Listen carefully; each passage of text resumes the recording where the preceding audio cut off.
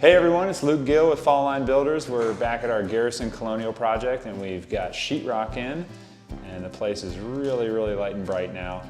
Wanted to call your attention to two little details here. This little 3-inch hole, after this is sanded, is going to be all of our recessed lights in our kitchen area. We talked about, worked with our designer, Alyssa Wilkinson, to pick these out. Really low profile. They're going to blend in and allow the future kitchen behind me to be the showstopper. Likewise, we went with the Aria vents for all of our HVAC supplies. So all this stuff will just be painted and it'll just disappear and allow your eye to focus on the pretty stuff that's really only a couple weeks away. Okay, we're here in the hall bathroom, which kind of is designed as a kid's bathroom. So there's a room that's just dedicated to the vanity when you walk in, and then you walk through another door and we have the toilet and tub. This nice enameled cast iron tub by Kohler. And we did these really pretty 5x5 Bedrosians tiles that have a bit of color variation. We're doing this same tile in a different shape in the other bathrooms. And then one thing we've been doing in showers a lot is, instead of a niche, we'll just do a nice ledge across the back for storage of soaps and shampoos. And here we have this really pretty white Carrera. And then to add some color to this space, we have these teal, like a matte dark teal penny.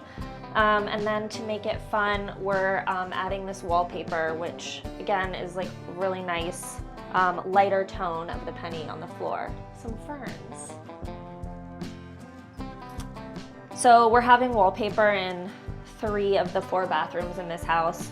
Again, this plays really nicely with a matte penny tile. This bathroom, it's navy instead of teal, but I really try to repeat materials and finishes throughout the house to try to make it feel cohesive. So even though they're different colors, both of these bathrooms on this floor have a matte penny. And even though they're different shapes, both of these bathrooms are having this really pretty tile in the showers.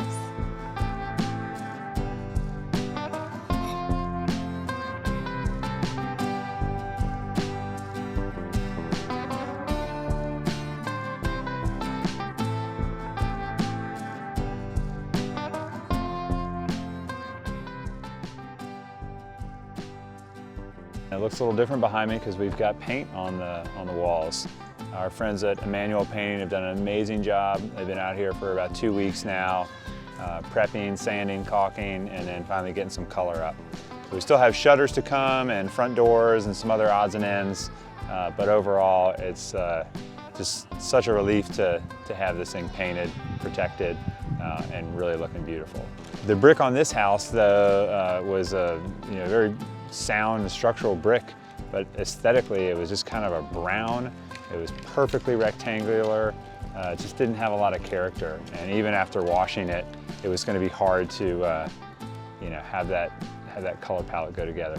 Not to mention, because this house has so many different levels and we've got siding accents, we have an old porch that we framed in and continued the brick veneer around. So we have old brick, new brick, siding, all these different materials, and by painting it all we were able to end up with a really cohesive look that's still multi-dimensional, that still has a lot of great shadow lines. The short answer to why we decided to paint it was for continuity and for a design standpoint.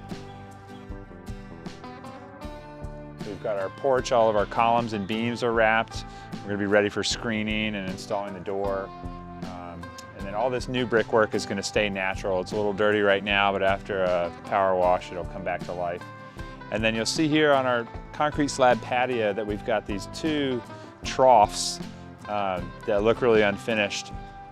And the idea here was to break up the amount of concrete and bring the warmth of the brick back in. So this formwork will come out, and then we'll have 2 ribbons of this natural Tudor brick that will lay in here. Break it up and give it some warmth out here. All of our windows have been in, but the outside just got painted, and so the entire exterior brick and siding is Swiss Coffee by Benjamin Moore.